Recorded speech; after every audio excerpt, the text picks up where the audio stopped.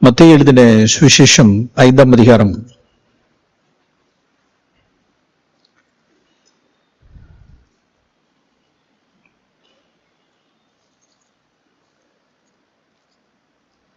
இந்த நாளில் நம்முடைய தியானத்திற்காக நாம் எடுத்துக்கொள்கிற வசனம் 44ஆம் வசனம்.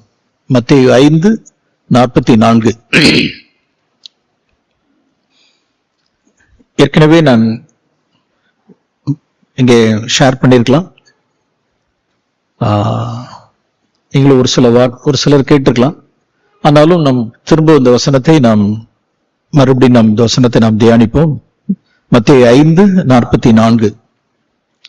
நம்மளுடைய ஒவ்வொரு மறுபடி பிறந்த ஒவ்வொரு கிறிஸ்தவர்களும் ஒவ்வொரு தேவனுடைய பிள்ளைகளும் இந்த வசனத்துல நாம் குடியிருக்கணும். உங்கள் சத்துருக்களை சிநேகியுங்கள், உங்களை சபிக்கிறவர்களை ஆசீர்வதியுங்கள், உங்களை பகைக்கிறவர்களுக்கு நன்மை செய்யுங்கள், உங்களை நிந்திக்கிறவர்களுக்காய் உங்களை துன்பப்படுத்துகிறவர்களுக்காய் ஜெபம் பண்ணுங்கள். அதாவது ஜீசஸ் சொல்லும் பொழுது மத்தேயு 5ஆம் அதிகாரத்தில் 20ஆம் வசனத்தில் இப்படி ஆரம்பிச்சார். கருத்தாய் என்னோட கூட கவனிக்கும்படி உங்களை அன்போடு வேண்டுகிறேன். மத்தேயு 5:20. வேத பாரகர் பரிசேயர் என்பவர்களுடைய நீதியிலும் உங்கள் நீதி அதிகமாயிராவிட்டால் பரலோக ராஜ்யத்தில் பிரவேசிக்க மாட்டீர்கள் என்று உங்களுக்கு சொல்கிறேன்.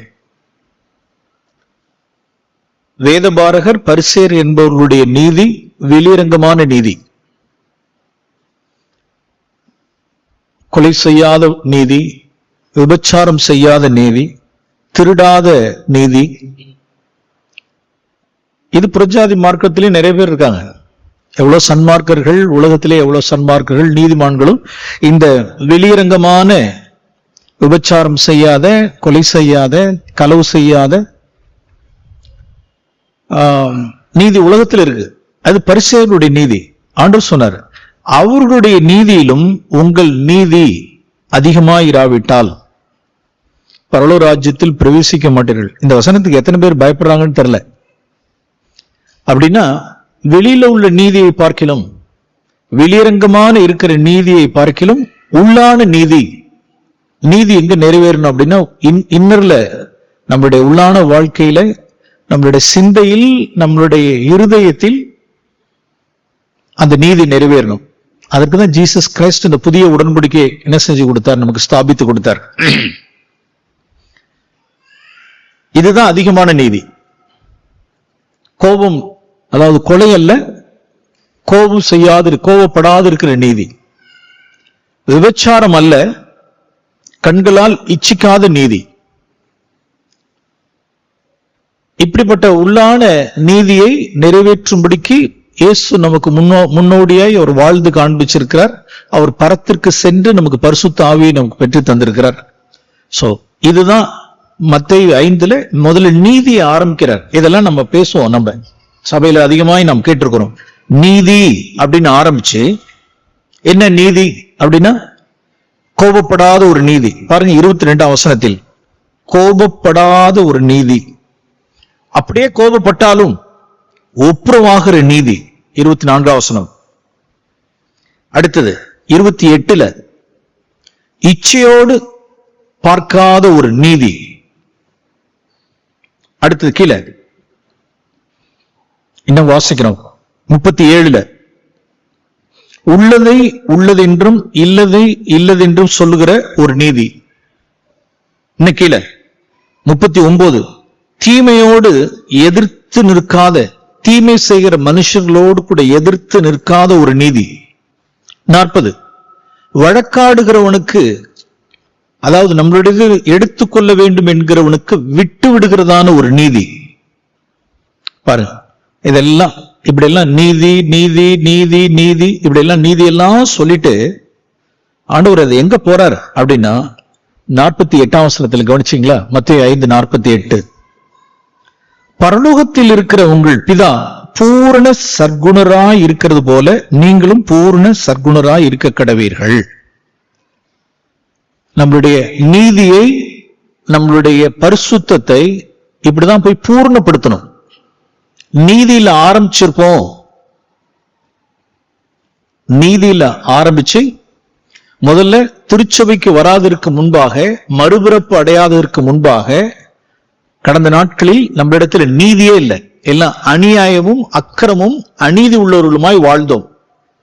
ரட்சிக்கப்பட்டு சபையில மறுபிறப்பு உள்ளார வந்தோம். வந்த உடனே இப்ப ஆரம்பிக்கிறோம். என்ன ஆரம்பிக்கிறோம் அப்படின்னா, நீதியில ஆரம்பிக்கிறோம்.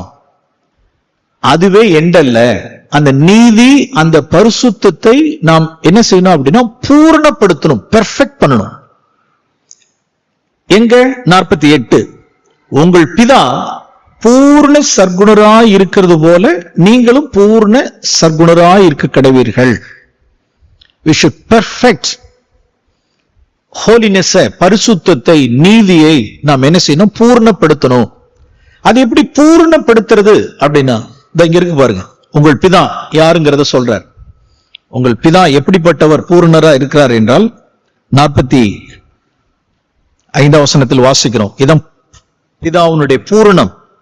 தீயோர் மேலும் நல்லோர் மேலும், நீதி உள்ளவர்கள் மேலும் அநீதி உள்ளவர்கள் மேலும் தமது ஆசீர்வாதங்களை, தமது மழையை, தமது சூரியனை உதிக்க பண்ணி மழையை பெய்ய பண்ணுகிறார். Price the Lord. இது எங்க? அது பூரணம். அப்ப நீதியில ஆரம்பிச்சு பூரணத்துல முடிக்கிறது அப்படின்னா பிதாவுனுடைய சாயலுக்கு ஒப்பாய் மாற்றுகிறது. அதுதான் இந்த 44. இப்படி செய்வதினால், 45 வாசிக்கிறோம் பாருங்க. இப்படி செய்வதினால், எப்படி செய்வதினால்? சத்துருவை நீங்கள் சிநேகிப்பதால். நிறைய பேர் கோபப்படாமல் இருக்கிறவர்கள், அல்லது பண விஷயத்துல உண்மையா இருக்கிறவர்கள், ரைச்சியஸா இருக்கிறவர்கள், சரியா இன்கம் டாக்ஸ் கட்டுகிறவர்கள், தொழில பிசினஸ்ல 100 ரூபாய்க்கு உண்மையா இருக்கிறவர்கள், பொய் கையெழுத்து இடாதவர்கள், ஃபால்ஸா அக்கவுண்ட்ஸ் செய்யாதவர்கள், விபச்சாரம் கண்களினால் கூட விபச்சாரம் செய்யாதவர்கள், சினிமா பார்க்காதவர்கள், அல்லது சினிமாவிலே இதிலே யூடியூப்லே காமெடி பார்க்காதவர்கள். நிறைய பேர் காமெடி பார்த்துட்டு இருக்காங்க. இதுல என்ன அப்படின்னு சொல்லிட்டு சிலர் காமெடி பார்க்காதவர்கள், சினிமா பார்க்காதவர்கள், பணத்தில் உண்மையா இருக்கிறவர்கள், எல்லாம் நீதி. கோவப்படாதவர்கள், அப்படியே கோவப்பட்டாலும் தவறுனாலும் கூட மன்னிப்பு கேட்டவர்கள். எங்க வர்றதில்லை அப்படின்னா 44க்கு வர்றதில்லை. எங்கே ஸ்ட்ரக் ஆயிடுறாங்க அப்படின்னா 44க்கு முன்னாலே ஸ்ட்ரக் ஆயிடுறாங்க. அருமையானவர்களே, நம்ம இங்க வந்துட்டோமான்னு பாருங்க. மத்தேயு 5:20 ஆரம்பிச்சு நம்மளுடைய பயணம் எங்க முடியணும் அப்படின்னு 48க்கு நேரா போகணும். பிதாவுனுடைய பூரணம். We should perfect our holiness with all fear of God. எல்லா தெய்வ பயத்தோட நம்மளுடைய பரிசுத்தமாகுதலை நாம் பூர்ணப்படுத்த கடவோம். எதை? இந்த சாயலுக்கு வரணும். இப்படி செய்வதனால் நீங்கள் பரலோகத்தில் இருக்கிறவர்களுடைய பிதாவுக்கு சன்ஸ் அண்ட் டாட்டர்ஸ், குமாரரும் குமாரத்திகளுமாய் இருப்பீர்கள். சில்ட்ரனா இல்ல, புட்டிப்பால் வச்சுக்கிட்டு இருக்கிற பிள்ளைகளா இருக்கிறது இல்ல, சன்ஸ் அண்ட் டாட்டர்ஸ். அப்ப நாம் 44 சத்துருவை சிநேகிக்கிறது, சபிக்கிறவர்களை ஆசீர்வதிக்கிறது, பகைக்கிறவர்களுக்கு நன்மை செய்யறது. என்னென்னலாம் பாருங்க. சத்துருக்கள், சபிக்கிறவர்கள், பகைக்கிறவர்கள், நிந்திக்கிறவர்கள், துன்பப்படுத்துகிறவர்கள், ஒரு பட்டியலே இருக்கு. நாம் நம்மளுடைய அன்றாட வாழ்க்கையில அந்த சத்துருக்கள் யாரா இருக்கலாம்? இங்க மத்தேயு 10 வாசிக்கிறோம்ல. மத்தேயு 10, மத்தேயு எழுதின சுவிசேஷம் 10ஆம் அதிகாரம் 36ஆம் வசனத்தில் வாசிக்கிறோம். மத்தேயு 10:36. ஒரு மனுஷனுக்கு சத்துருக்கள் அவன் வீட்டாரே. ஒரு மனுஷனுக்கு சத்துருக்கள் அவன் வீட்டாரே. யாரா இருக்கலாம்? மகனா இருக்கலாம், தகப்பனா இருக்கலாம், மகளா இருக்கலாம், மருமகளா இருக்கலாம், மாமியா இருக்கலாம், உறவு முறைகளா இருக்கலாம், அல்லது நம்மளுடைய எல்லாம் கலாத்தியருக்கு எழுதின நிருபம், கலாத்தியர்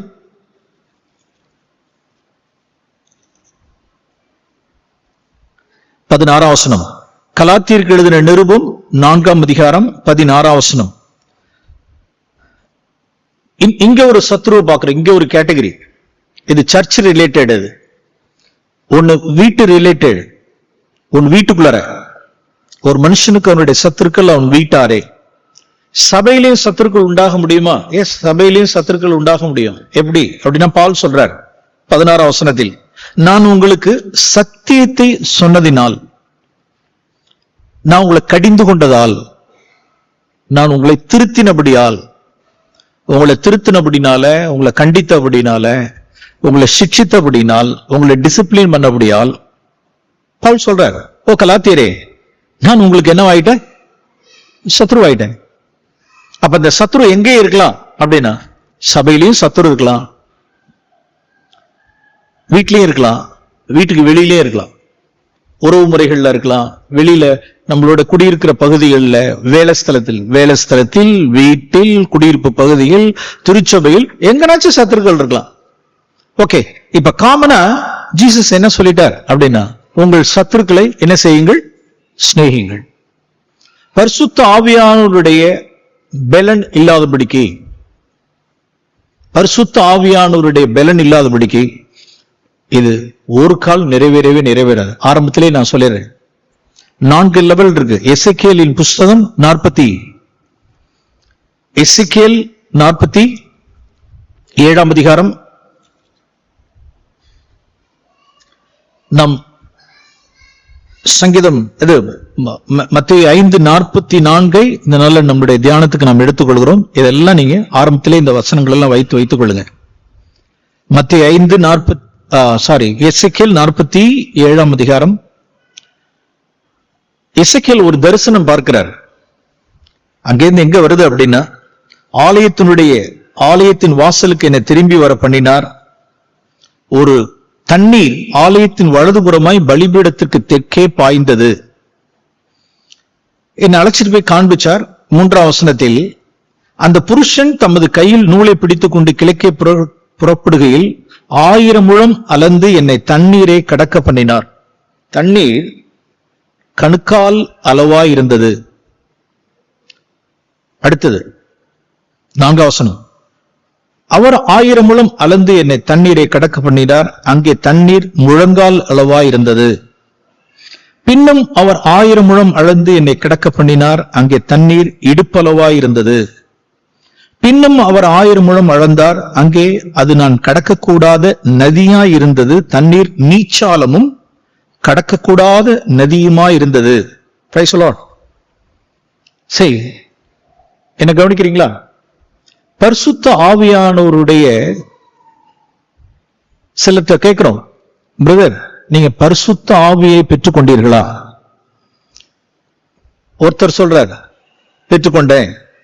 உங்கள்கிட்ட பரிசுத்த ஆவியானவருடைய அபிஷேகம், பரிசுத்த ஆவியானவருடைய நிறைவு உங்கள்கிட்ட இருக்கா அப்படின்னா, ஒருவர் எஸ், இன்னொருவர் எஸ், இன்னொருவர் எஸ், இன்னொருவர் எஸ். எல்லாருமே பரிசுத்தாவி பெற்றதுண்டா, பரிசுத்தாவி பெற்றதுண்டா, பரிசுத்தாவி பெற்றதுண்டா, எல்லாரும் yes yes yes yes. Okay, இப்ப அடுத்தது, எல்லாரும் ஒரே லெவல்ல இருக்காங்களான்னு கேட்டா இல்ல. சிலர் தங்களை அதை அறியறதும் இல்லை, சிலர் தங்களை அறியறதும் இல்லை. ஒரு சிலருக்கு, ஒரு சிலர் இல்ல,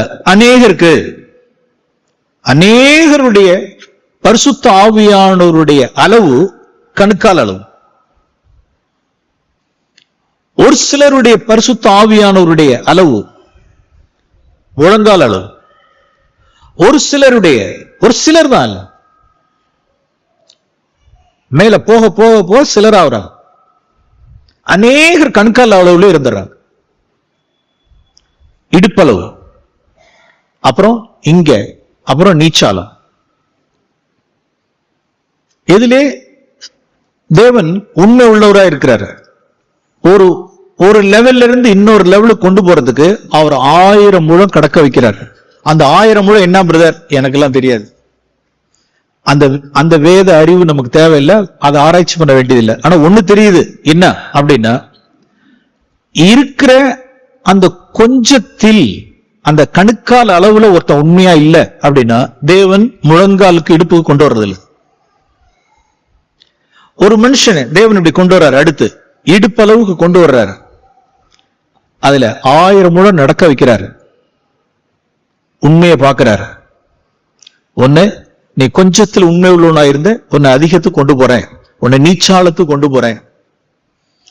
ஏன் மத்தேயு 5:44 அநேகர் வர்றதில்லை அப்படின்னு ஏன் சொல்றேன்னா, அதெல்லாம் என்ன லெவல் அப்படின்னா நீச்சாலம். என்ன ஆகாது? நீச்சாலம். கணுக்கால் அளவு கிடையாது. கணுக்கால் அளவு உள்ளவர்கள் யாராவது ஒருத்தவங்களை சபிச்சுட்டாங்க, ஒருத்தவங்க தீமை செஞ்சுட்டாங்க, ஒருத்தவங்களுக்கு ஏசியாச்சு நிந்திச்சாச்சு அப்படின்னா அப்படியே திருப்பிட்டு போனான் பாருங்க, அப்படியே திருப்பிட்டு போறான் பாரு.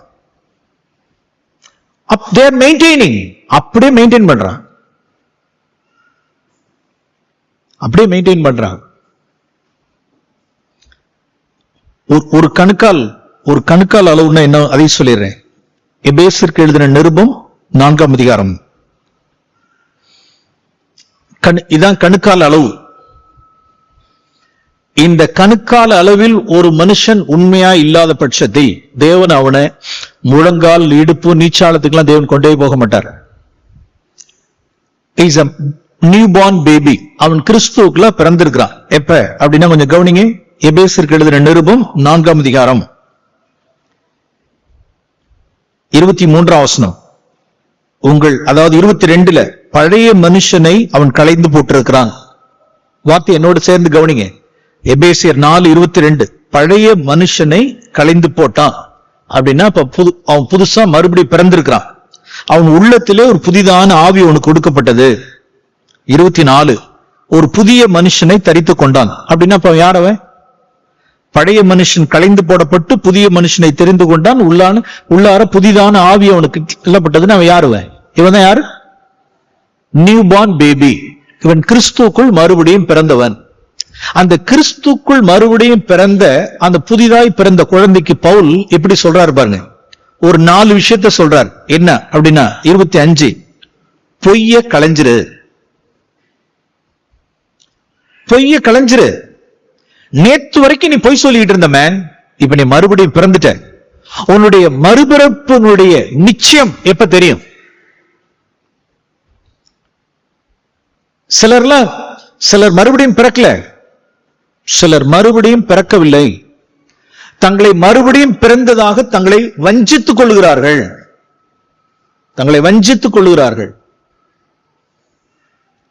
ஒரு வட மாநிலத்திலிருந்து ஒரு பையன், அவனுடைய ரொம்ப சென்சிட்டிவான கான்சைன்ஸ் அந்த பையனுக்கு. என்ன லேட் நைட் என்ன போட்டு அந்த அளவுக்கு என்ன போட்டு என்ன செஞ்சான் அப்படின்னு என்ன கேட்டான். ரொம்ப ஆச்சரியமா இருந்தது. நான் எவ்வளவு சொல்லி பார்க்கிறேன்.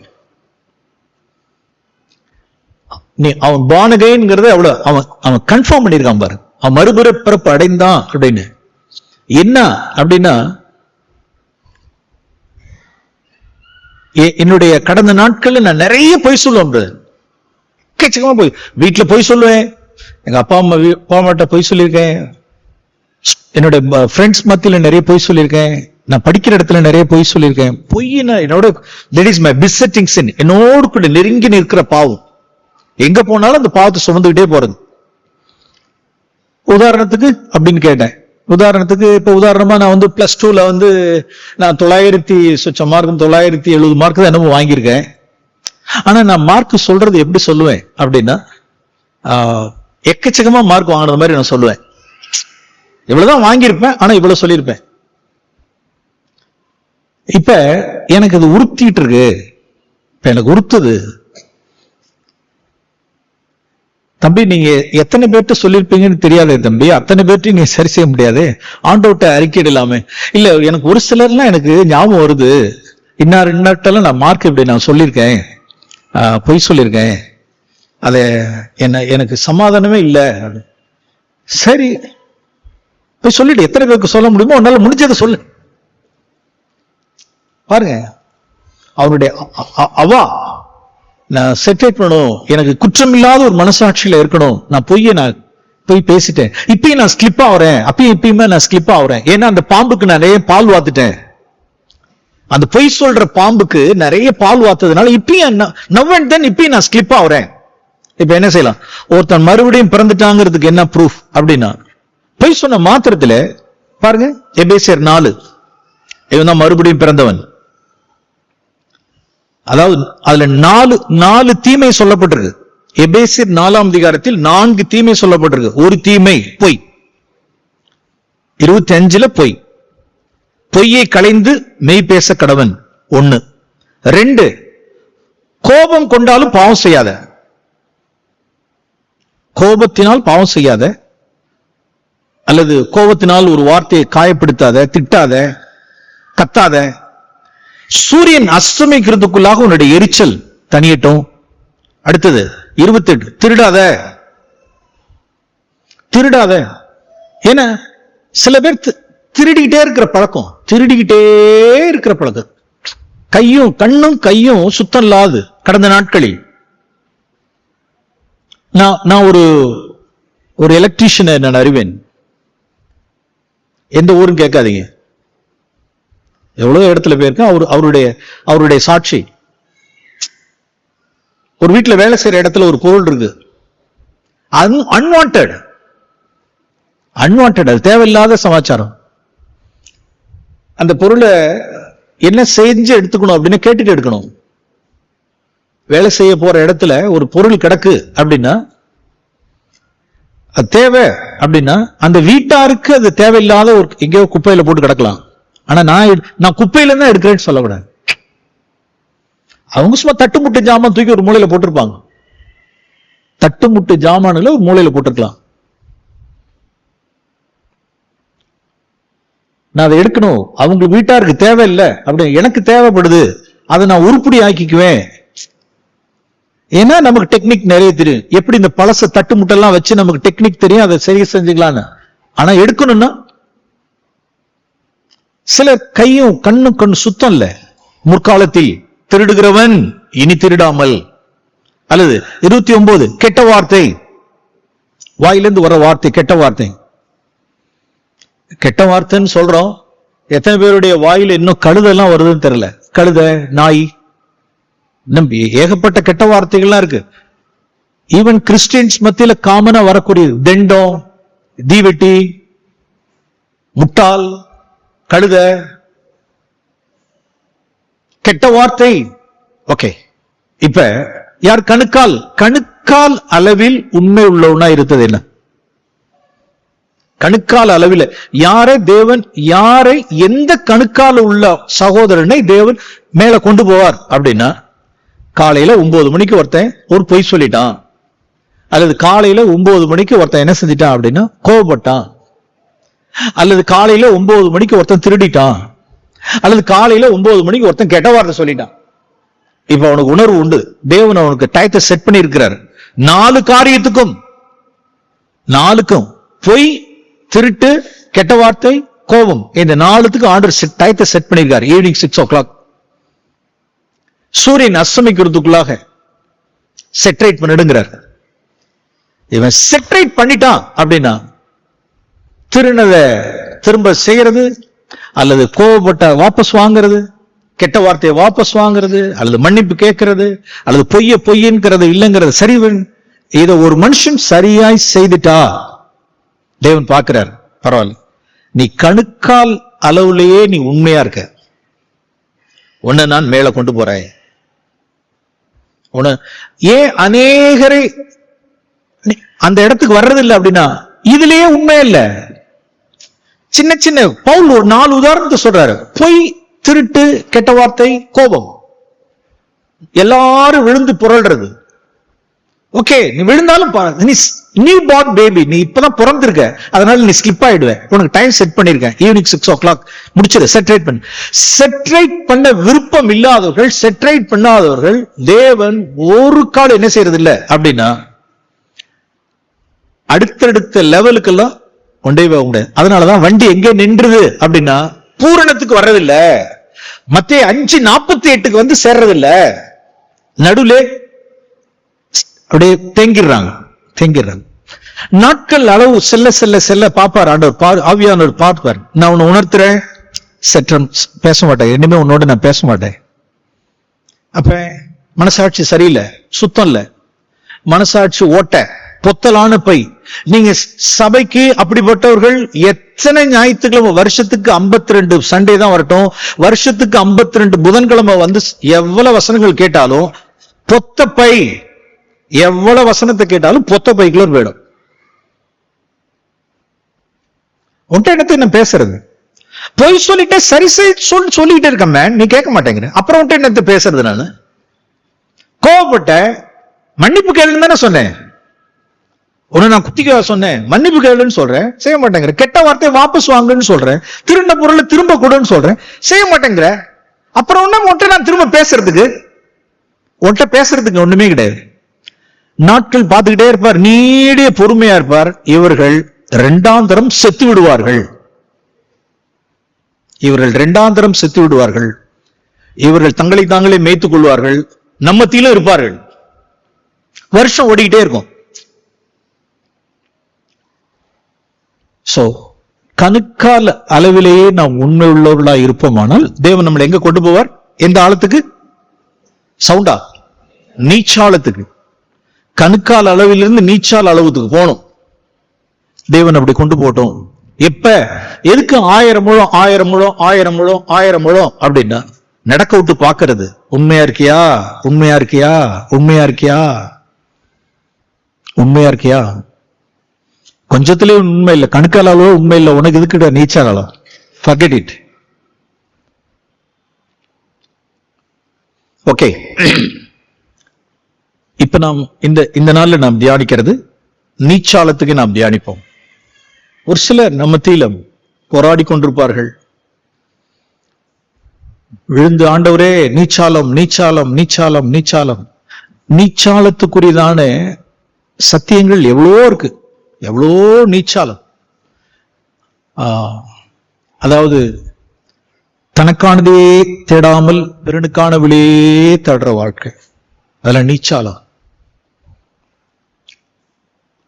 இந்த பூமிக்குரிய வாழ்க்கையே கிடையாது, நீச்சல். இந்த பூமியிலிருந்து அப்படி மேலே எழும்பின வாழ்க்கை, பூமியில நோ டச்சிங். இது வரைக்கும் பூமியில டச்சிங். நீச்சாலம் அப்படின்னா அவ்வளவுதான், இனிமே பூமிக்கு எனக்கு சம்பந்தம் கிடையாது. நான் ஹெவன்லி லைஃப், எல்லாம் பரலோகத்துக்கு அடுத்தவைகள் தான், பூமிக்கு அடுத்தவைகளே சிந்த கிடையாது, எல்லாம் பரத்துக்குரியவைகளே தேடுற வாழ்க்கை. இந்த பூமியிலிருந்து விடுபட்ட வாழ்க்கை, மனுஷருடைய அபிப்பிராயங்களுக்கெல்லாம் மரித்த வாழ்க்கை, காசு பணம் உடைமைகள் எல்லாம் மரிச்ச வாழ்க்கை, கிறிஸ்துவே நோக்கி பார்க்கிற வாழ்க்கை. there are many things. அதுல ஒன்றுதான் இந்த மத்தேயு 5:44. இந்த சத்தியத்திலும் என்ன இருக்கு அப்படின்னா, பிரியமானவர்களே, ஒரு 3 லெவல் உங்களுக்கு காண்பிக்கிறேன், பாப்போம்.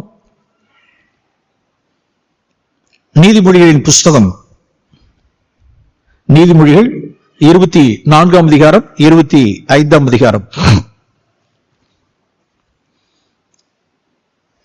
நீதிமொழிகள் 24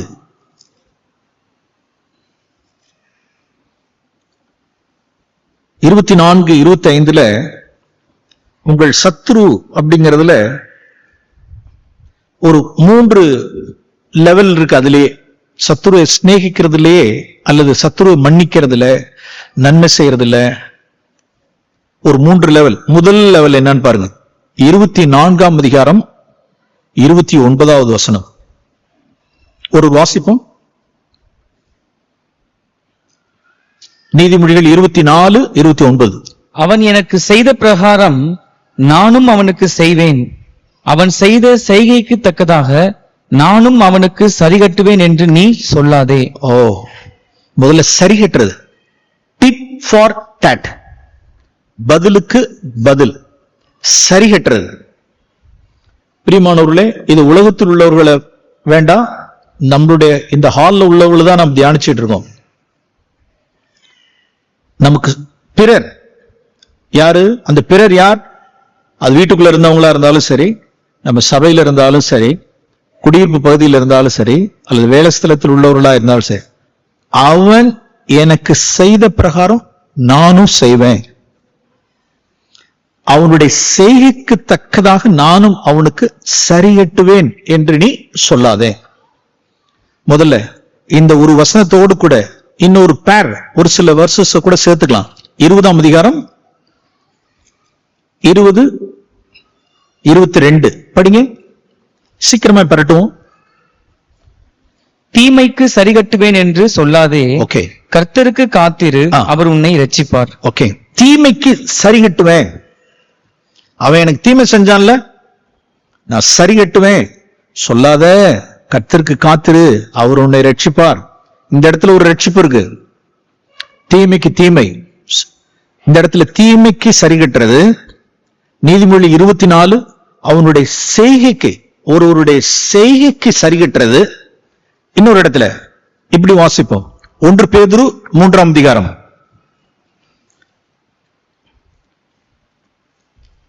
ஒரு சின்ன ஒரு வேத பாடம் போல உங்களுக்கு நான் எடுத்து கொடுக்கிறேன். ஒரு வேத பாடம் போல கவனிங்க. 1 பேதுரு 3ஆம் அதிகாரம் 9ஆம் வசனம். வசனத்தை எடுக்கிறீங்களா? மறுபடியும் வாசிப்போம். தீமைக்கு தீமையையும், தீமைக்கு தீமையையும், உதாசனத்துக்கு உதாசனத்தையும், உதாசனத்துக்கு சரி கட்டாமல், சரி கட்டாமல். அதற்கு பதிலாக என்னென்னலாம் சரி கட்டுறது பாருங்க. வேதத்துல நமக்கு என்னென்னலாம் பைபிள் சொல்லி தருது பாருங்க. தீமைக்கு தீமையை சரி கட்டுறேன்னு சொல்லாத, உதாசனத்துக்கு உதாசனத்தை சரி கட்டுறேன்னு சொல்லாத. ஒருத்தனுடைய செய்கைக்கு நான் செய்கைய பதில் செய்கை செஞ்சு நான் சரி கட்டுவேன்னு சொல்லாத. முதல்ல இதுல இருந்து நான் விடுதலை ஆகும். முதல்ல இதுல இருந்து நான் ஃபர்ஸ்ட் லெவல் பழிவாங்குதல் ஆண்டு சொன்னார் எனக்குரியது. 3 காரியங்கள் தேவனுக்குரியது. 3 காரியங்கள் தேவனுக்குரியது. 1, வல்லமை தேவனுக்குரியது, மகிமை தேவனுக்குரியது, பழிவாங்குதல் தேவனுக்குரியது. எத்தனை விஷயம்? 3 things belongs to God. எது? பழிவாங்குதல் எனக்குரியது, நான் பதில் செய்வேன், நான் சரி கட்டுவேன். நீ செஞ்சிராத, நீ கையில எடுக்காத, நீ கையில எடுக்காத. யாராவது ஒருத்தருடைய மகிமையை போய், மகிமை எனக்குரியது போய் நான் மகிமையை தொட்டேன் அப்படின்னா, ஒரு 10,000 வோல்ட் மின்சாரம் இருக்குன்னு வச்சு, இந்த டிரான்ஸ்ஃபார்மர்ஸ் எல்லாம் பாத்திருக்கீங்களா? டிரான்ஸ்ஃபார்மர்ஸ், இபி டிபார்ட்மெண்ட்ல டிரான்ஸ்ஃபார்மர்ஸ் போறப்ப உள்ளார போனோன்னு ஒரு போர்டு ஒன்று வச்சிருப்பான், பாத்திருக்கீங்களா? சின்னது. என்ன போர்டு வச்சிருப்பான்? சவுண்டா? அபாயம். அப்புறம் இன்னொன்னு என்ன போட்டிருப்பான்? எலும்பு மண்டே வைப்பான். தெரியாதனமா என்ன செஞ்சிடாத, கை வச்சிடாத, இத்தனை 1000 வோல்ட் மின்சாரம் இங்க இருக்கு. அது போல ஒருத்தன் போய் தேவனுடைய மகிமையை தொட்டான் அப்படின்னா அவன் செத்தான். You should not touch it. அதே போல வல்லமை என்னுடையது அப்படின்னா பவர் கான்சியஸ், பவர் கான்சியஸ் ஆகவே இருக்கிறது. பவர் கான்சியஸ், அத்தாரிட்டியில் இருக்கிறவர்கள் எப்பொழுதும் அந்த பவர் கான்சியஸ் ஆகவே இருக்கிறது. அத்தாரிட்டியில என்னுடைய வேலை ஸ்தலத்துல 9 ஹெட் மாஸ்டர்ஸ், 13 கரஸ்பாண்டன்ட்ஸ் என் மத்தியில் இருந்திருக்காங்க. 2 பவர் எனக்கு, டியூவல் பவர். இத்தனை கரஸ்பாண்டன்ட்ஸ், இத்தனை ஹெட் மாஸ்டர்ஸ். அதுல சில பேர் நல்லவர்களும் சாந்த குணம் உள்ளவர்களும் வந்துட்டு போயிருக்காங்க. சில பேர் முரட்டு குணம் உள்ளவர்களா இருப்பாங்க. பவர் கான்சியஸா இருப்பாங்க. Power conscious. வயசுல என்னோட 10 வருஷம் ஜூனியரா இருப்பாங்க. ஆனாலும் அந்த பதவியில அந்த நாற்காலியில உட்கார்ந்த உடனே அந்த அதிகாரத்தை எக்ஸசைஸ் பண்ணி காமிக்கணும். Power conscious. விக்டர், அந்த சுவிட்ச போடுங்க. எப்படிங்க? எதை வச்ச பேசுறது அப்படின்னா, அவர் ஹெட் மாஸ்டர். ஓகே விக்டர், அந்த சுவிட்ச போடுங்க. ஓகே, நாம யாரு? என்ன எவ்வளவு யோசிக்கிறீங்க? அடிமைன்னு சொல்லுங்க, நல்ல பச்சை தமிழ்ல சொல்லுங்க. யாரு? வேலைக்கார, வேலைக்கார அடிமை, வேலைக்கார அடிமை. 40 நிமிஷம் 30 நிமிஷம் 1/2 மணி நேரம் நிக்க வச்சு பேசுறான்னு வச்சுங்களேன். என்ன கான்சியஸ்? Power conscious. வல்லமையிலே இருப்பாங்க. அதை டீல் பண்ணி பார்க்கணும், அதை ஆசை பண்ணி பார்க்கணும். 10 நிமிஷம் லேட்டா வந்துட்டான் அப்படின்னா, ஓகே ஹாஃப் டே லீவ் எழுதி கொடுத்துருங்க. Okay, authority good. இப்படி எல்லாம் நம்ம வந்து சிரமப்பட்டு இருக்கிறது நல்லது. சிலர் அந்த கான்சியஸா இருப்பாங்க. இன்னைக்கெல்லாம் வெளியில எல்லாம் இருக்காங்கல்ல, வெளியில எல்லாம் சில பாஸ்டர்ஸ் எல்லாம் இருக்காங்கல்ல, பவர் கான்சியஸோட, அத்தாரிட்டி கான்சியஸோட இருக்கிறது. சில புருஷன்மார்கள், நான் புருஷன், மொட்டை தர்பார் பண்ணுகிற புருஷர்கள், மொட்டை தர்பார் பண்ணுகிற புருஷர்கள் அத்தாரிட்டி கான்சியஸாவே இருப்பாங்க. நான் புருஷன், நான் புருஷன், நான் புருஷன், நான் புருஷன். புருஷன் எதுல காமிக்கணும்? வல்லமை என்னுடையது, தொற்றாத. பழிவாங்குதல் எனக்குரியது, தொற்றாத. மகிமை என்னுடையது, தொற்றாத. தொட்டானே நீ செத்துருவ. சரி கட்டுவேன் என்று சொல்லாதே. பாருங்க, வேதத்துல எவ்வளவு திருஷ்டாந்தங்கள். ஒரு திருஷ்டாந்தம் ஆதியாகமம் புஸ்தகம் 35 அதிகாரம். முற்பிதாக்களுடைய குடும்பத்தில் யாக்கோபனுடைய குடும்பத்தில் ஒரு தீங்கு நடந்துருச்சு. என்ன தீங்கு? தீனால். 34 அதிகாரம். லேயால், சீக்கிரமா வசனத்தை திருப்போம். ஆதியாகமம் புஸ்தகம் 34 அதிகாரம். லேயால் யாக்கோபுக்கு பெற்ற குமாரத்தியாகிய தீனால். ஓகே, இந்த பாப்பா என்ன பண்ணிட்டா அப்படின்னா, ஃப்ரெண்ட்ஸ் எல்லாம் ஊர் சுத்தி பார்க்கறதுக்காக, ஃப்ரெண்ட்ஸ் எல்லாம், ஃப்ரெண்ட் சர்க்கிள், ஃப்ரெண்ட்ஸ் எல்லாம் தீனால். தீனால் என்னன்னு தெரியணுமா? என்ன பண்ணிக்கிறீங்களா? வாலி கேர்ள்ஸ் எல்லாம் என்ன பாக்குறீங்களா? இந்த டைப்னு வச்சுங்க. தீனால் யாரு சொல்லுங்க? இந்த டைப். மம்மி எங்க? ஃப்ரெண்ட் வீட்டுக்கு போறேன். மம்மி ஃப்ரெண்ட் வீட்டுக்கு போறேன். மம்மி ஃப்ரெண்ட பார்க்க போறேன். மம்மி ஃப்ரெண்ட பார்க்க போறேன். கரெக்டா ஒருத்தன் பார்த்தான். சீகேம் அப்படிங்கிற ஒருத்தன் என்ன பண்ணான் அப்படின்னா, அதுல ஒரு மிராஸ்தார், சீகேம் என்ப ஒரு பிரபு தூக்கிட்டு போயிட்டான். அந்த கதையெல்லாம் உங்களுக்கு பின்னால தெரியும். தீனாளுடைய கதை தெரியும். சரி, இப்ப ஒரு வீட்டுல தீமை நடந்துருச்சு. உடனே 2 பேர், அண்ணன் தம்பி 2 பேர், ஏக சகோதரர்கள். யாரு? சிமியோன், லேவி. யாரும் அப்படின்னா, சொந்த உடன்பிறப்பாகி தீனாளுடைய சொந்த உடன்பிறப்புகளாகிய சிமியோனு, லேவி 2 சகோதரர்கள் என்ன பண்ணிட்டானுங்க அப்படின்னா, பிளாட் பண்ணிட்டானுங்க. ஒரு சதி திட்டம் போட்டானுங்க. எப்படி? பின்னால வாசிக்கிறோம்.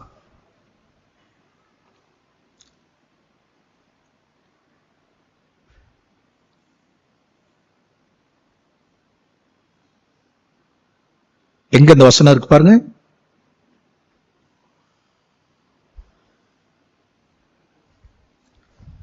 13 வாசிங்க.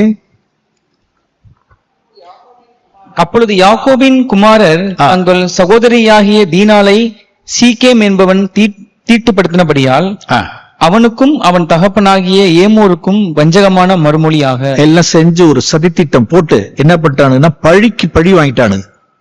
அப்ப அவங்க அப்பா கேட்கிறாரு, 30ஆம் வசனத்துல கேட்கிற அவங்க டாடி யாக்கோபு கேட்கிறாரு, பிள்ளைகளா, சிமியோனே, லேவியனே, என்னடா செஞ்சீங்க இப்படி? என்னுடைய வாசனை நீங்க கெடுத்து போட்டீங்களாப்பா.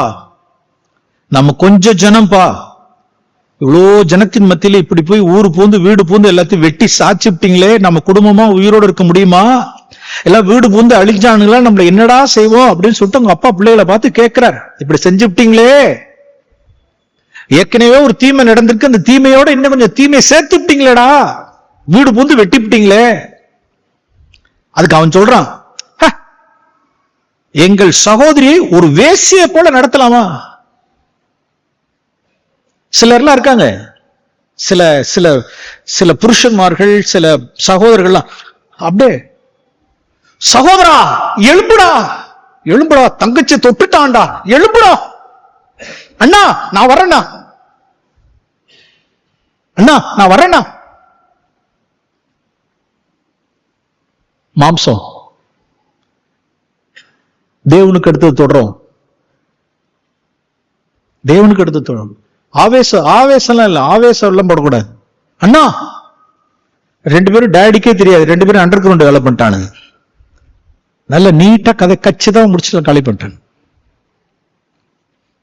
பின்னால ஆதியாகமம் 49ஆம் அதிகாரம். இதான் ரிசல்ட். சிலர் அதை பார்த்திருப்பாங்க, அதனுடைய எண்டை பார்த்திருக்க மாட்டாங்க. விதைச்சத மாம்சத்துல விதைச்சதை ஒண்ணு அறுக்கணும்ல, மாம்சத்துல விதைச்சதை அறுக்கணும்ல. இதோ 5ஆம் வசனம், அவர் டாடி கடைசியில எப்படி ஜனங்களை கூப்பிட்டு ஒன்னொன்னுத்துக்கும் பின் நாட்கள் உங்களுக்கு நேரிடுகிறவர்களே உங்களுக்கு நான் அறிவிப்பேன். யாக்கோபு தன் குமாரரை அழைத்து கடைசி நாட்களில் உங்களுக்கு நேரிடும் காரியங்களை அறிவிப்பேன். வாங்க 5ஆம் வசனம், 2 ஏக சகோதரர்கள் வந்தாங்க பாருங்க. சிமியோனும் லேவியும் ஏக சகோதரர். அதாவது ஏக சகோதரன் எடுத்துன்னா ஒன்னா போறது, எங்க போனாலும் இந்த 2 பேர் தான். இவன் என்ன தித்துத்தனம் பண்றான்னு அவனுக்கு தெரியும், அவன் என்ன தித்துத்தனம் பண்றான்னு இவனுக்கு தெரியும். இவன் எங்க கை வைக்கிறான், இவன் என்ன அதுன்னா இவனுக்கு தெரியாது, அவனுக்கு தெரியும். ஆனா தாய் தகப்பனுக்கு தெரியாது. ஏக சகோதரர்கள். இவன் லவ் அஃபேர் அவனுக்கு தெரியாது, அவன் லவ் அஃபேர் இவனுக்கு தெரியாது. இவன் திருட்டுத்தனம் அவனுக்கு தெரியாது, இவன் திருட்டுத்தனம். இவன் எங்க போயிட்டு வந்தாங்கிறது தாய் தகப்பனுக்கு தெரியாது. 2 பேருக்கு தெரியும், 2 பேருக்கு தெரியும். நல்ல ஏக சகோதரர்கள். அவர்களுடைய பட்டயங்கள் கொடுமையின் கருவிகள். என் ஆத்துமாவே அவர்களுடைய ரகசிய ஆலோசனைக்கு உடன்படாத. ரகசியமாய் ஆலோசனை பண்ணினவர்கள். என் மேன்மையே அவர்கள் கூட்டத்தில் நீ சேராத. அவர்கள் தங்கள் கோபத்தினாலே ஒரு புருஷனை கொன்று, சீக்கேமை கொன்று, தன் தங்கையை கெடுத்தவனை கொன்று, தங்கள் அகங்காரத்தினாலே அரண்களை எல்லாம் பட்டணத்தெல்லாம் பூந்து நிர்மூலமாக்கினார்கள். சோ என்ன அப்படின்னா ரிசல்ட் பாருங்க. உக்கிரமான அவர்களுடைய கோபமும் கொடுமையும் அவர்கள் மூர்க்கமும் சபிக்கப்படத்தக்கது. யாக்கோபிலே அவர்களை பிரியவும் இஸ்ரவேலிலே அவர்களை சிதறவும் பண்ணுவேன். You will be scattered into pieces. சிதற பண்ணுவேன். This is your end. எத்தனை பேர் விரும்புறீங்க? சபிக்கப்படணுமா? முடிவு தெரியல. சோ பழிவாங்குதல் கூடாது. தேவன்கிட்ட விட்டுருங்க, நான் பதில் செய்வேன். ரோமருக்கு எழுதின நிருபம் 12ஆம் அதிகாரம். ரோமருக்கு எழுதின நிருபம் 12ஆம் அதிகாரம். ரோமர் 12:19 வாசிக்கிறோம். பழிவாங்குதல் எனக்குரியது, நானே பதில் செய்வேன் என்று கர்த்தர் சொல்கிறார்.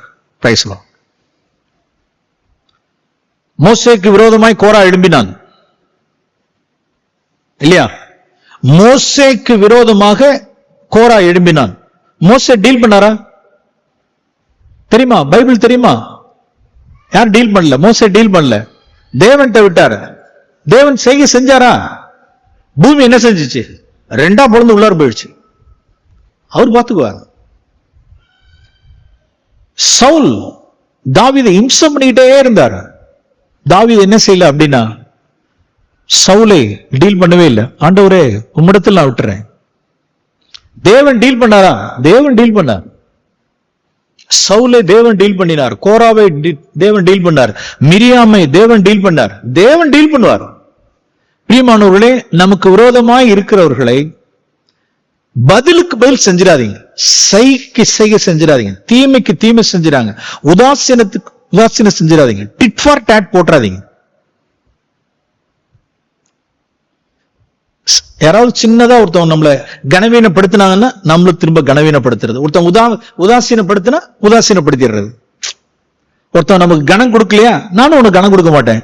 நீ பேசலையா, நானும் பேச மாட்டேன். நீ திருப்பிட்டு போனியா, நானும் திருப்பிட்டு போவேன். என்ன நீ அற்பமா நினைச்சா நான் ஒன்னு அற்பமா நினைச்சுக்குவேன். எல்லாம் செய்கைக்கு செய்கை, வெளியிலையும் சரி உள்ளாரையும் சரி. வயசு பாக்குறது, சீனியர் ஜூனியர் பாக்குறது, வயசு வித்தியாசம் பாக்குறது. நீ முந்தி கணம் பண்ணணுமா, நான் முந்தி கணம் பண்ணணுமா, என் வயசு என்ன, ஓ வயசு என்ன, நான் முந்தி வந்தனா நீ பிந்தி வந்தியா, சே சே சே, எல்லாமே புத்தீனமான செய்கைகள். பதில் செய்யாதீர்கள்.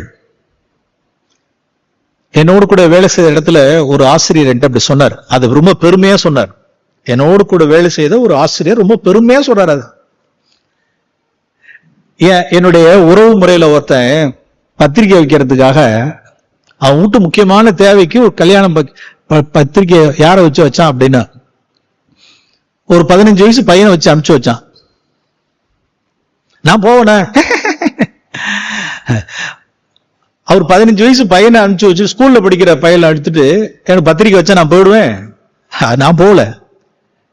நான் பார்த்துக்கிட்டே இருந்தேன். என் மகன் கல்யாணம் வந்துச்சு. என் மகன் 3வது மகனை விட்டு அவன் வீட்டுல போய் பத்திரிக்கை வச்சுட்டு சொன்னேன். நல்லா இருக்குல்ல? சும்மா ஒரு 15 வயசு பையனை வச்சு விட்டு பத்திரிக்கை வச்சானா, அதனால நான் இப்ப என்ன செய்யணும்? நான் 15 வயசு பையனை அனுப்பிச்சு விட்டு நான் பத்திரிக்கை வச்சுட்டு வந்தேன். மனுஷன் வச்சிருக்கான் பாருங்க, சிந்தையிலேயே வச்சிருக்கான் பாருங்க. பதிலுக்கு பதில், செய்கைக்கு செய்கை, உதாசீனத்துக்கு உதாசீனம். பிரியமானவர்களே, நம்ம எதுல மேன்மை பாராட்டு இன்னும் எங்க வரல அப்படின்னா மத்திய 5:44 வரல. சோ நம்பர் 1, கீழ் லெவல்ல முடிச்சிருங்க. முதல்ல பழி வாங்குதல், பதிலுக்கு பதில் வேண்டாம். 2வது, அதே நீதிமொழிகளின் புஸ்தகம், நீதிமொழிகள் 24ஆம் அதிகாரம், நீதிமொழிகள் 24.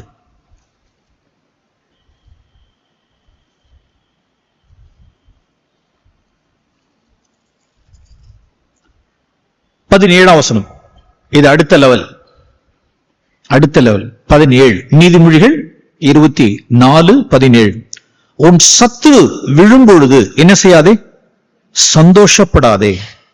அவன் இடரும் போது உன் இருதயம் கலிகூறாது இருப்பதாக. சிலர் 30% வச்சுங்க, பதிலுக்கு பதில் செய்யாமல் இருக்கிறதுங்கிறது 30% தான் பாஸ். 100% பாஸ்ல நினைச்சுக்காதீங்க. 30% மார்க், அவ்வளவுதான். இது நான் வச்சிருக்கிற கணக்கு. பதிலுக்கு பதில் செய்யாத ஒரு மனுஷனுடைய அதை ஒருத்தன் ஜெயிச்சுட்டான் அப்படின்னா 30%. இதுக்கு வரணும்னா 60%. என்ன அப்படின்னா 17 பாருங்க. உன் சத்துரு விழும்பொழுது என்ன செய்யாத? சந்தோஷப்படாத. அவன் இடரும் பொழுது உன் இருதயம் கலிகூறாது இருப்பதாக. என்ன கவனிக்கிறீங்களா? உளுந்தாண்டா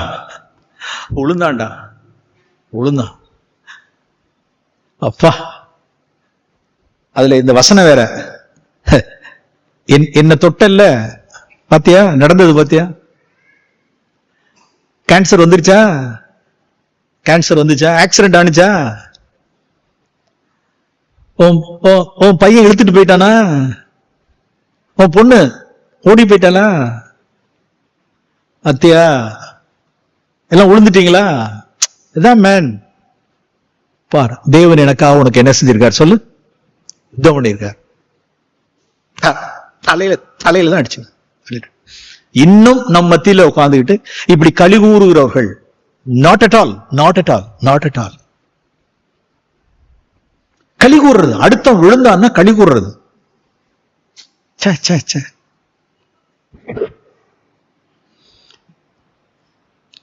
தாவீது ஒரு செய்தி கேள்விப்படுறாரு, யார் இறந்துட்டான்ட்டு. சவுல் இறந்துட்டான்னு கேள்விப்பட்ட உடனே, அப்பா நாளைக்கு நான் ராஜா ஆயிடுவேன் அப்படியா? என்ன செய்தான் சொல்லுங்க பாப்போம்? அழுது புலம்பினான். அவனுடைய புலம்பல் பாட்டு அங்க இருக்கு. 2 சாமுவேல் 1ஆம் அதிகாரத்தில் இருக்குது. நேரம் இல்ல, படிச்சு பாருங்க. ஓ பியூட்டி ஆஃப் இஸ்ரேல், இஸ்ரவேலின் அலங்காரமே, இப்படி விழுந்துட்டே அழுகுறான். உபவாசம், ரெட்டு உடுத்தி சாம்பல் வச்சு உழுவுறான் பாரு. பாருங்க சங்கீதம். தாவீது ஏன் தேவனுடைய இருதயத்துக்கு ஏற்ற மனுஷன் அப்படின்னா, சங்கீதம் 35வது சங்கீதம். சங்கீதம் 35வது சங்கீதம் 12ஆம் வசனத்திலிருந்து நிறுத்தி வாசிப்போம். இந்த லெவலுக்கு நாம் புதிய உடன்படிக்கையில் இருக்கிற நாம் வந்திருக்கோமாங்கிறது எனக்கு கேள்வி. என்ன நான் நிதானிச்சு பார்த்தேன். சங்கீதம் 35:12 என்னை நான் நிதானித்து நியாயந்தீர்த்த ஒரு பகுதி என்ன அப்படின்னா, தாவீது சொல்றார், நான் செய்த நன்மைக்கு பதிலாக தீமை செய்கிறார்கள். நான் நன்மை செஞ்சேன், எனக்கு பதிலா தீமை செய்யறாங்க. என் ஆத்துமா திக்கற்று போக பார்க்கிறார்கள். இப்ப அவர்கள் வியாதியாய் இருந்த பொழுது ரெட்டு என் உடுப்பாய் இருந்தது.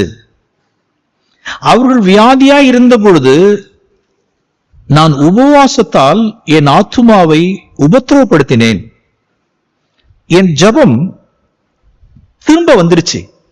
நான் அவர்களுக்காக நான் ஜெபம் பண்றேன், ஆனா என் ஜெபம் திரும்ப வந்துருச்சு. நான் ஜெபிக்கிறேன், என்னுடைய பார்ட் நான் ஜெபிக்கிறேன். 14, நான் அவனை என் சிநேகிதனாகவும் என் சகோதரனாகவும் பாவித்து நான் நடந்து கொண்டேன். தாய்க்காக துக்கிக்கிறவனை போல் துக்க வஸ்திரம் தரித்து தலைகவிழ்ந்து நடந்தேன். பாருங்க, இதான் தாவீது. அடுத்தவர்கள் நமக்கு தீமை செய்தார்கள், நாம் செய்த நன்மைக்கு பதிலாக தீமை செய்கிறார்கள். அவருடைய வியாதியில், அவருடைய இக்கட்டில், அவருடைய துன்பத்தில் நாம் என்ன செய்யறோம் அப்படின்னா, பிரியமானவர்களே, மத்தேயு 5:44 போவோம். ஆமென். சவுண்டா ஐ சே ஆமென். ஆண்டவரே, எங்களுக்கு பகைத்தவர்கள், எங்களுக்கு நிந்தித்தவர்கள், எங்களை துன்பப்படுத்தினவர்கள், ஆண்டவர்கிட்ட சந்தர்ப்பம் கேட்கணும். நீங்க ஆண்டவரே நன்மை செய்யறதுக்கு எனக்கு ஒரு சந்தர்ப்பம் கேளுங்க, எப்படியாவது நன்மை செய்யறதுக்கு சந்தர்ப்பம் கேளுங்க. நான் நினைக்கிறேன் ஜீசஸ் நன்மை அதை நம்ம அடுத்த லெவல்ல பார்ப்போம். அடுத்த லெவல். சோ 2வது லெவல் என்ன சொல்லுங்க பார்ப்போம். நமக்கு தீங்கு செய்தவர்கள், நம்மை சத்துருக்களா இருந்தவர்கள், நமக்கு காரியங்கள், அவருடைய வீழ்ச்சியில் நாம் என்ன செய்யக்கூடாது? களி கூறக்கூடாது. அவருடைய ஆபத்தில் களி கூறக்கூடாது. அவருடைய தீங்கில் களி கூறக்கூடாது. அவருடைய வீழ்ச்சியில் களி கூறக்கூடாது. இருதயம் களி கூறாது இருப்பதாக யோபு 31 அதிகாரத்தில் அது சொல்றாரு. என்னுடைய பகைஞருடைய ஆபத்தில் நான் களி கூர்ந்ததில்லைன்னு யோபு சொல்றாரு, தாவீது சொல்றாரு. ஓகே, கடைசியாய் நீதிமொழிகளின் புஸ்தகம், நீதிமொழிகள். என்னை தொடர்ந்து சகோதரர் சிவகாசிலிருந்து வந்திருக்கார் அருண் சங்கர். கொஞ்ச நேரம் தேவனுடைய வார்த்தையை பகிர்ந்து கொள்ள, தென் அப்பம் பிற்கதற்கு நாம் கடந்து செல்வோம். நீதிமொழிகள் 25 அதிகாரம். பிரியமானவர்களே, இது 3வது. முதல்ல பதிலுக்கு பதில் செய்யாம இருக்கிறது ஃபர்ஸ்ட் லெவல். அடுத்தது அவருடைய வீழ்ச்சியில களிகூறாம இருக்கிறது 2வது லெவல். நான் ஏற்கனவே உங்களுக்கு நான் சொல்லியிருக்கேன்னு நினைக்கிறேன். ஏற்கனவே நான் ஒரு சொல்லியிருக்கேன், எனக்கு நல்லா ஞாபகம் இருக்கும். ஒரு ஒரு உறவு முறைகள்ல உள்ளதான 2 பேருக்கு, 2 சகோதரர்களுக்கு ஒருத்தருடைய வீழ்ச்சியில் இன்னொருத்தர் களி கூறுறார். ஒருவருடைய வீழ்ச்சியில் இன்னொருவர் களி கூறுகிறார்.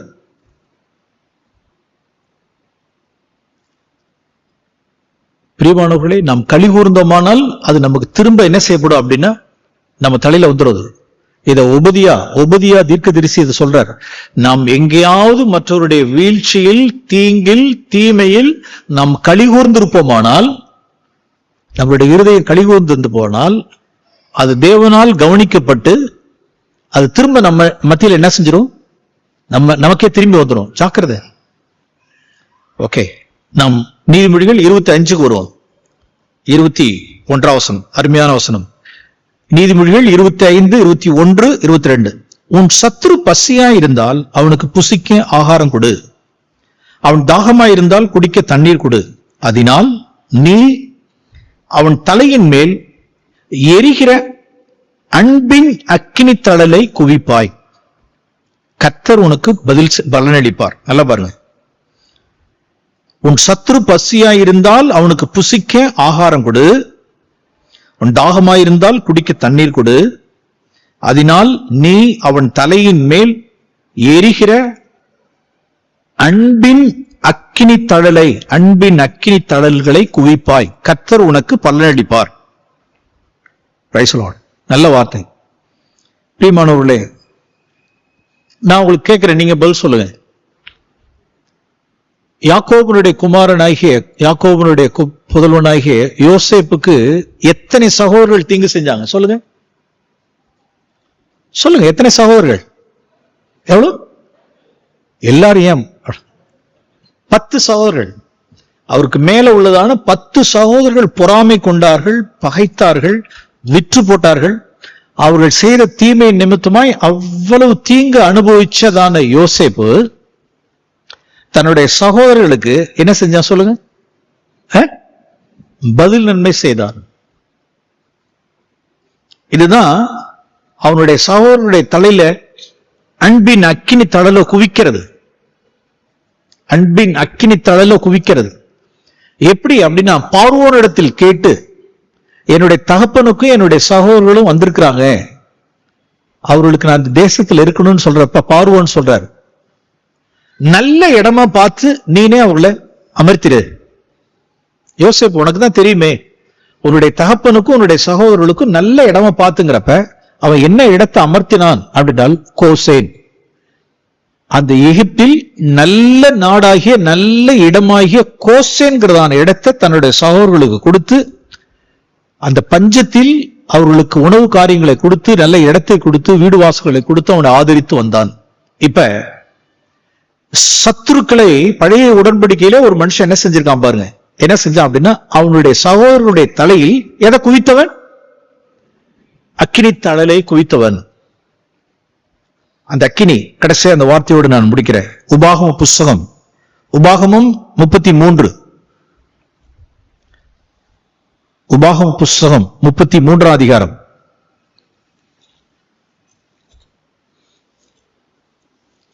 இதான் கர்த்தர் நமக்கு அளிக்கிற பலன். நாம் பிறருடைய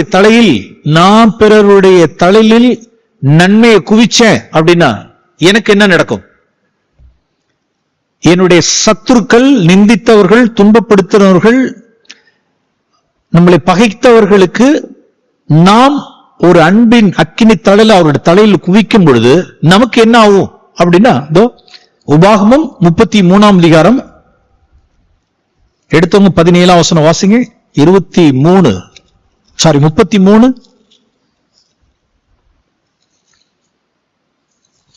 அவன் அலங்காரம் அவன் தலையீட்டு காளையினுடைய இல்ல எங்க வாசிப்போம் அப்படின்னா 16 வாசிப்போம்.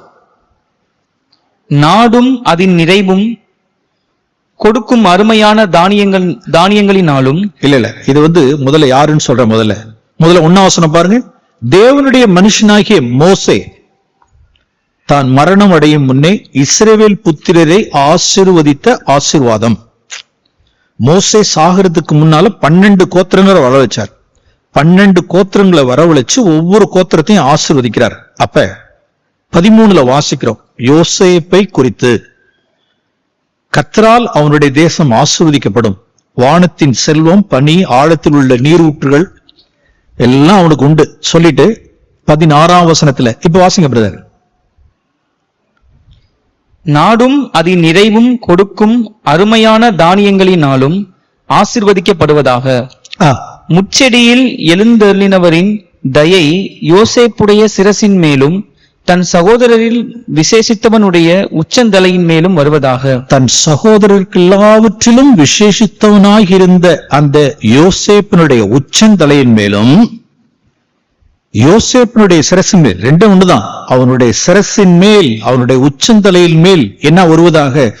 முச்செடியில் எழுந்தருளினவருடைய தயை. அது என்ன முச்செடியில் எழுந்தினவருடைய தயை அப்படின்னா அக்கினி. எப்படிங்க? முச்செடியில் எழுந்தறினவருடைய தயை, அந்த அக்கினி அபிஷேகம். அந்த அக்கினி அபிஷேகம் யார் தலையின் மேல் வருவதாக? யோசேப்பினுடைய தலையின் மேல், சிரசின் மேல், அவனுடைய உச்சந்தலையின் மேல் அந்த அக்கினி அபிஷேகம் வருவதாக. Price the Lord. இப்ப இதான் கர்த்தர் எனக்கு கொடுக்கும் பலன். இப்ப நான் என்ன செய்யணும் அப்படின்னா, என்னுடைய சத்துருனுடைய தலையில நான் என்ன செய்யணும்? ஒரு நன்மை நான் குவிக்கணும். பெருசா இல்லைனாலும் ஆண்டவரே ஒரு நன்மையை நான் குவிக்கிட்டோம், என்னால இயன்ற நன்மையை அவன் தலையில நான் குவிக்கிட்டோம். ஒரு தாகம் தீர்க்கட்டும், ஒரு பசியாற்றட்டும், ஒரு நன்மை செய்யட்டும். அவனுக்கா ஒண்ணுமே செய்ய முடியல, அவனுக்கா நான் ஜெபிக்கட்டும். இயேசு கிறிஸ்து நாமத்தினால் அவனை ஆசீர்வதிக்கட்டும். Praise the lord. What a life. So சரிகட்டுதல், அதுக்கு மேல என்ன செய்யாமல் இருப்பது? சந்தோஷப்படாமல் களி கூறாமல் இருப்பது. அதையும் தாண்டி நாம் எங்க போனோம்? தலையில் என்ன செய்யணும்? அவர்களுக்கு நாம் அன்பின் அக்கினி தழல குவிக்கணும், நன்மை செய்யணும். கர்த்தர் இப்படியாய் நம்மளை என்ன செய்வாராக? நடத்துவாராக.